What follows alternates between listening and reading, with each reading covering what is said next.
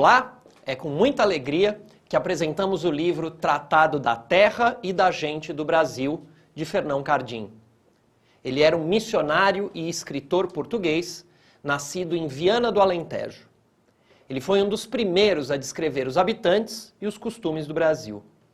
Como jesuíta, viajou para o Brasil em 1583 com o visitador Cristóvão de Gouveia e o governador Manuel Teles Barreto. Com a missão de padre visitador, viajou desde Pernambuco até o Rio de Janeiro, tomando contato com as terras brasileiras. Suas observações resultaram em 2 tratados e 2 cartas. O primeiro dos tratados era sobre o clima e a terra do Brasil. O segundo, sobre as origens e os costumes dos índios brasileiros. Eles foram publicados juntamente com suas narrativas epistolares como Tratados da Terra e da Gente do Brasil, em 1925, com anotações de Capistrano de Abreu. Após Cristóvão Gouveia retornar para Portugal, em 1589, Fernão assumiu a reitoria do Colégio do Rio de Janeiro e também se tornou procurador da província do Brasil, em 1598. Fernão Cardim voltou para a Europa no ano seguinte.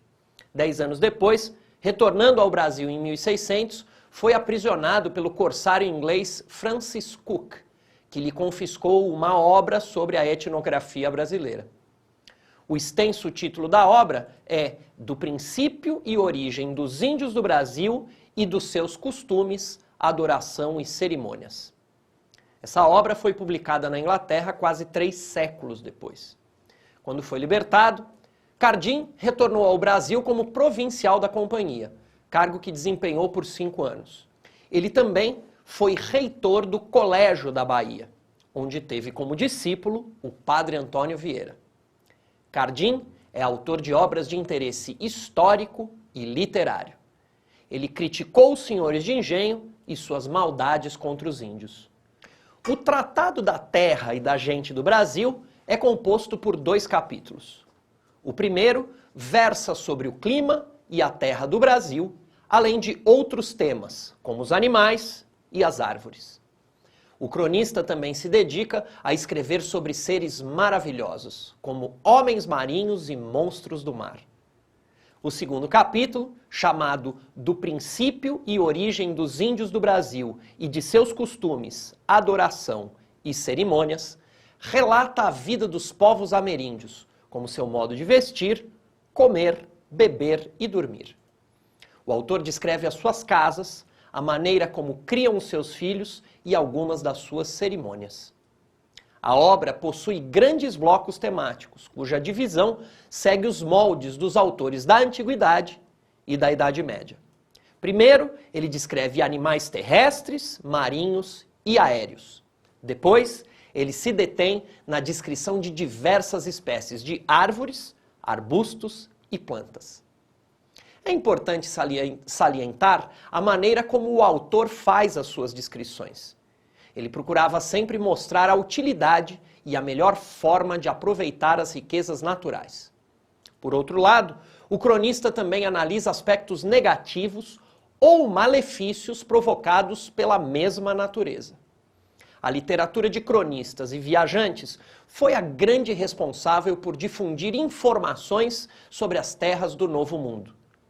Longe de desconhecer o seu propósito documental, devemos destacar também a sua vertente fantasiosa, que resultava num híbrido de realidade e fantasia. Os cronistas tiveram um papel fundamental na produção desses textos, pois eram enviados oficiais da coroa. Em meio a esses cronistas, merece destaque a figura dos jesuítas, que aportaram no Brasil com o objetivo de dilatar o império e a fé cristã. Segundo Heisenberg, os principais personagens europeus envolvidos nos encontros culturais que ocorreram no Brasil não eram os viajantes ou muito menos os conquistadores, mas os missionários cristãos. Os jesuítas se aprofundaram no conhecimento e no entendimento da realidade brasileira para converter os gentios. As crônicas do descobrimento do Novo Mundo eram elaboradas a partir da mentalidade europeia. Os cronistas consideravam que o Novo Mundo era o paraíso terrestre, segundo a narrativa cristã bíblica.